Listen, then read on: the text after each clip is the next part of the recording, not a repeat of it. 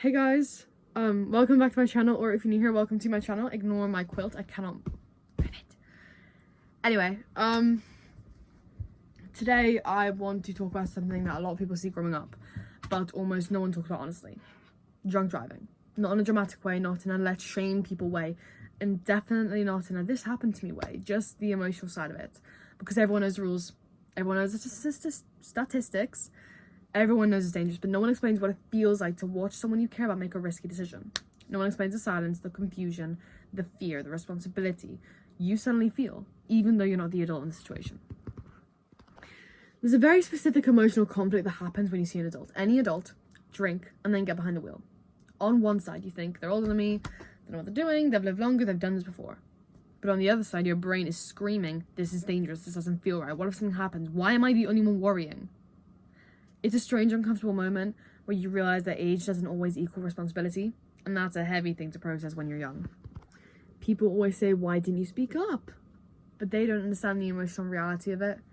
Speaking up is hard when the person is older, when the person gets defensive, when the person takes things personally, when the person sees any concern as criticism, when the person interprets worry as disrespect.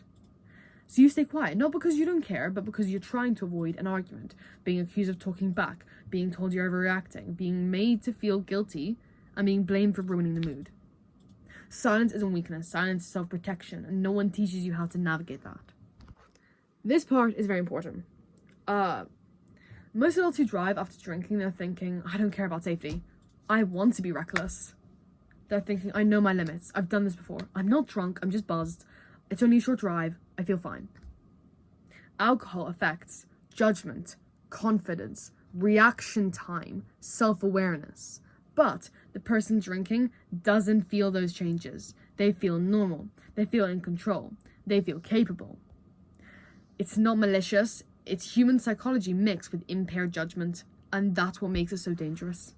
When you're young and you see an adult who makes a risky choice, you suddenly feel a responsibility even if asked for. You start thinking, what if something happens? What if they crash? What if someone gets hurt? What if I should have said something? Why am I the one worrying when they should be? It's how you become the emotional adult in the situation, even though you're not the one in control. That's a heavy, lonely feeling, and it sticks with you. There is a specific kind of fear that comes with drunk driving. Not the fear of the law, but the fear of loss. You're scared of losing someone you love, them hurting themselves, them hurting someone else, the guilt you'd carry if something happened. The what ifs that would haunt you. It's not about judgment, it's about love. You worry because you care. But you can't say that out loud because some adults hear concern as criticism. So you swallow the fear and pretend that everything is normal. After the moment passes, after the drive is over, you're left with this weird emotional whiplash. Everyone acts normal. Everyone moves on. Everyone pretends that nothing happened. But inside, you're still shaken, you're still confused, you're still scared, you're still very angry. You're relieved, and you're also guilty for being relieved. It's like your body experienced something serious, but the world around you didn't acknowledge it. That disconnect is emotionally exhausting. A lot of adults grew up at a time where drunk driving was normalized. People didn't talk about mental health. Emotions weren't seen as a weakness. Safety culture wasn't as strong. I'm fine was the default response. So when they drink and drive, they're not thinking I'm being irresponsible. They're thinking this is what everyone did when I was younger. I've done this before, nothing happened. People are too dramatic nowadays. It's not an excuse, it's context. When you're young and you witness something unsafe, you often end up being more emotionally aware than the adult. You see the risk, the consequences, the fragility of life, the impact on others, the emotional weight. You're not being dramatic, you're being aware. And that awareness is a sign of emotional maturity, not disrespect. This is the part that no one talks about. You feel guilty for worrying, staying quiet, not staying quiet, thinking about it afterward, imagining what could have happened, feeling scared, feeling angry, feeling irresponsible. But none of that guilt belongs to you. You didn't cause the situation. You didn't choose it. You didn't create the risk, and you didn't have the power in that moment. You cared, and caring is not a flaw. There's a kind of guilt that sits in your chest after you witness something unsafe. And it's not the guilt people expect. It's not...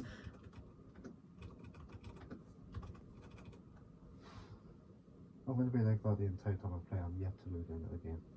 I can't connect to the server.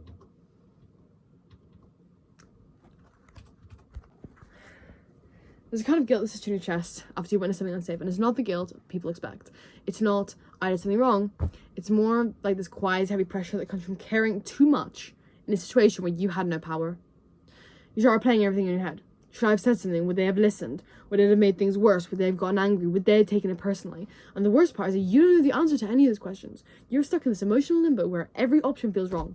If you speak up, you risk upsetting them, being accused of disrespect, being told you're exaggerating, being made to feel like you're the problem.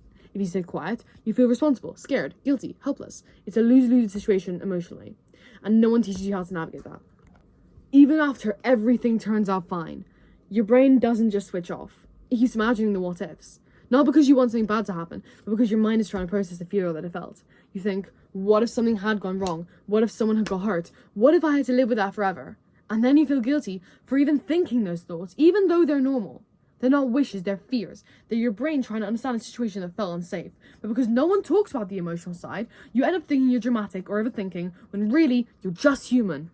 There is another layer of guilt that hits harder than people realize. The guilt of feeling that you were the responsible one in that moment.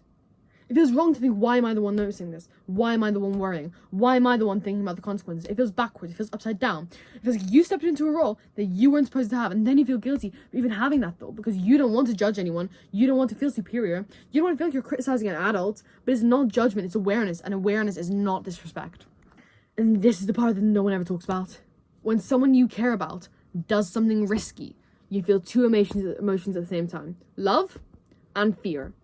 And those two emotions don't mix well. They create this emotional knot in your chest. You think, I love them so much. I don't want anything to happen to them. I don't want them to hurt anyone else. I don't want to lose them. But you also think, why would they do that? Why would they take that risk? Why would they put themselves in danger? And then you feel guilty for even having those thoughts because you don't want to see them in a negative light. You don't want to think badly of them. You don't want to feel disappointed. But again, that's not judgment. That's fear mixed with love. And fear mixed with love is one of the most confusing emotional experiences a young person can have. Another thing that people don't talk about is the guilt that comes from realizing that you would never make that choice yourself. You think, I would never drive after drinking. I would never take that risk. I would never ever put someone in that position. And then you feel guilty for thinking that because it feels like you're comparing yourself to them. It feels like you're saying you're better. It feels disrespectful. But it's not disrespect, it's self-awareness. You're allowed to recognize that you would choose differently. You're allowed to have your own values. You're allowed to have your own boundaries. You're allowed to have your own sense of safety. That doesn't make you judgmental. It makes you conscious. This is one of the most hardest emotional truths. Sometimes you want to protect someone who doesn't think they need protecting. Someone who thinks, I'm fine. I know my limits. You're overreacting. And that creates a painful emotional tension. You want to keep them safe, but they want to feel independent. You want to express concern, but they want to feel trusted. You want to say something, but they want silence. So you end up carrying the emotional weight alone. And that creates guilt. Not because they did anything wrong, but because you care about them more than they realize. And this is the deepest layer. You realize that no matter how much you care, you can't control their choices, their reactions, their decisions, their behavior, their judgment. And that helplessness feels like the guilt. You think, if something happened, would it be my fault? Would people blame me for not speaking up? Would I blame myself? But the truth is, you're not responsible for the choices that the adults make. You can care, you can worry, you can feel scared, you can feel confused, you can feel overwhelmed, but you cannot control someone else's actions. And that's not your failure, it's just the reality of being human. And even when nothing bad happens, the emotional impact doesn't disappear instantly. Your body remembers the fear, your mind remembers the tension, your heart remembers the moments. You might feel shaky, relieved, angry, sad, confused, protective, distant, closer, overwhelmed, all at once. And then you feel guilty for still thinking about it because everyone else has moved on. But your nervous system hasn't, your emotions haven't, your sense of safety hasn't. And that's normal. This is the emotional truth that ties everything together. The guilt you feel is not guilt you earned. It's guilt that comes from caring, loving, worrying, being emotionally aware, being sensitive to danger, wanting people to be safe. None of that is wrong. None of that is disrespectful. None of that is an attack on anyone. None of that makes you a bad person. It makes you human. It makes you compassionate. It makes you emotionally intelligent. And it makes you someone who values life and safety. And that is nothing to be ashamed of. When the next morning comes and everyone's acting normal, it creates a strange emotional distortion. It's not intentional, it's not manipulative, it's not anyone trying to make you feel crazy, but it feels like emotional gaslighting. Not because someone's lying to you, but because your internal reality and the external reality don't match at all. Inside you, everything's so loud. Outside, everything quiet. Inside, you're replaying the fear. Outside, people are talking about breakfast. Inside, you're still processing the moment, and outside, it's like the moment never existed. That mismatch makes you feel invisible. It makes you feel like your fear didn't matter. It makes you feel like you're carrying something heavy that no one else noticed.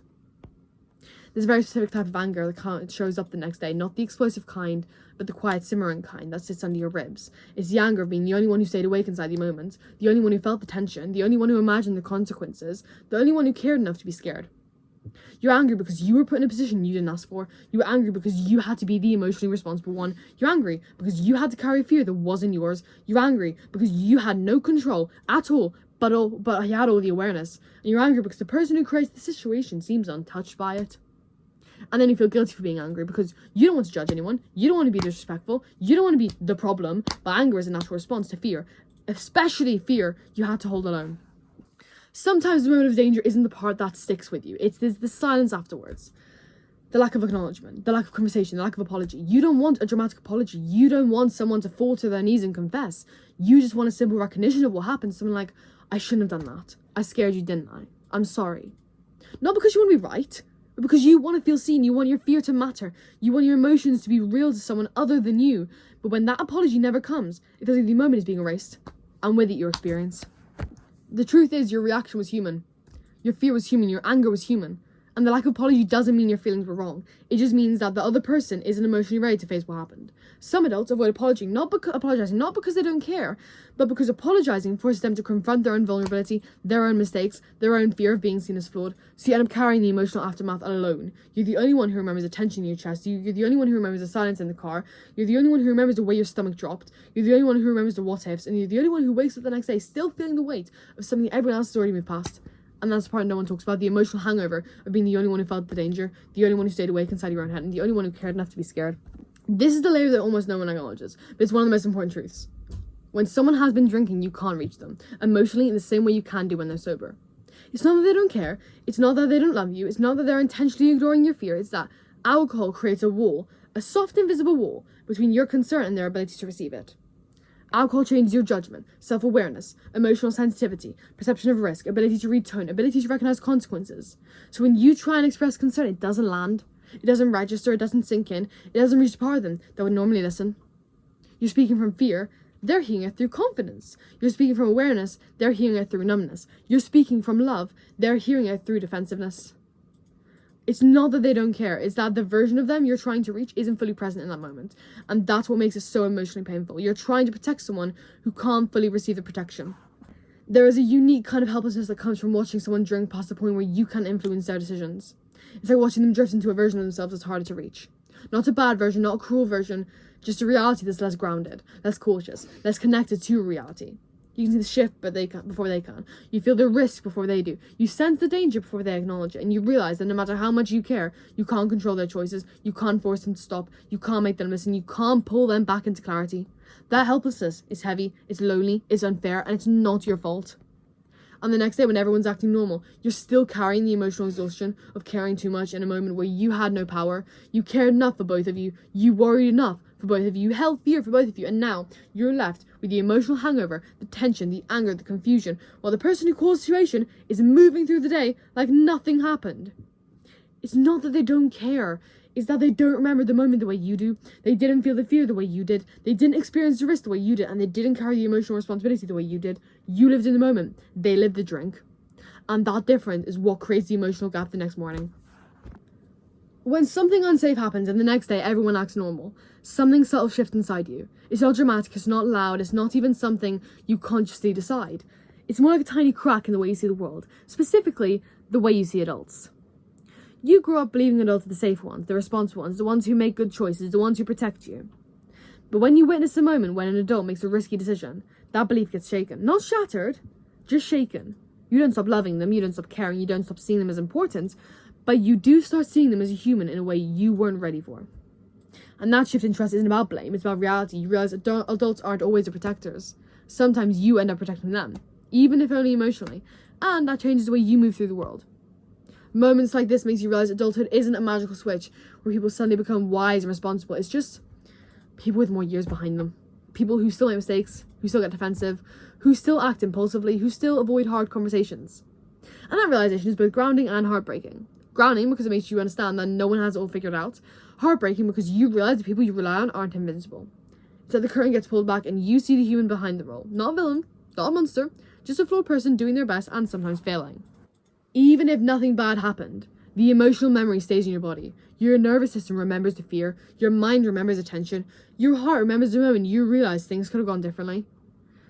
So the next time you're in a similar situation, even if it's with someone else, even if it's years later, your body reacts before your brain does. You feel that same tightness in your chest, that same alertness, that same instinct to watch closely, to pay attention, to be the responsible one. It's not trauma, it's awareness. It's your brain learning from experience. It's your body trying to protect you. But it does change your sense of safety, not permanently, just realistically. When you see someone making a risky choice, you start building boundaries in your mind. Not out of anger, but out of self-protection. You start thinking, I don't want to be in the car if someone's been drinking. I don't want to be responsible for someone else's choices. I don't want to feel that fear again. I don't want to carry that emotional weight. They aren't rules you write down. They're boundaries that grow naturally from experience. And the older you get, the more you realize boundaries aren't about controlling other people. They're about protecting your peace. They're about choosing environments where you feel safe. They're about not putting yourself in situations where you have to be the emotionally responsible one. There is a moment, sometimes days later, where you realize something important. You were never supposed to be the one worrying. You were never supposed to be the one thinking about consequences. You were never supposed to be the one imagining the worst scenario. You were never supposed to be the one carrying the fear. That was never your job. And once you realize that, you start to understand responsibility differently. You start to see that other people being responsible doesn't mean carrying other people's choices. It doesn't mean absorbing their mistakes. It doesn't mean staying quiet to keep the peace. It doesn't mean protecting someone from their own decisions. Responsibility becomes something you hold for yourself, not something you take on for others. And even if you love the person deeply, even if you don't blame them, even if you understand the psychology behind it, something inside you steps back a little. Not in a dramatic way, not in a I'm done with you way, just a small emotional step back. It's the kind of distance that comes from self-protection, not resentment. You still care, you still love them, you still want them safe. But you also start guarding your heart a little more. You start being more cautious with your trust. You start being more aware of their flaws. You start seeing them as a human instead of unshakable. And that's not disrespect, it's emotional maturity. And this is the deepest layer. You realize that no matter how much you care, no matter how much you worry, no matter how much you want someone to be safe, you can't control the choices. You cannot force them to listen. You cannot make them see what you see. You cannot protect them from yourself. And that realization comes with the kind of grief, not dramatic grief, but quiet grief. Sorry. My throat's starting to hurt. Before you do anything, you might have had this quickly. I'm literally finishing it now. I'm on the end. Alright.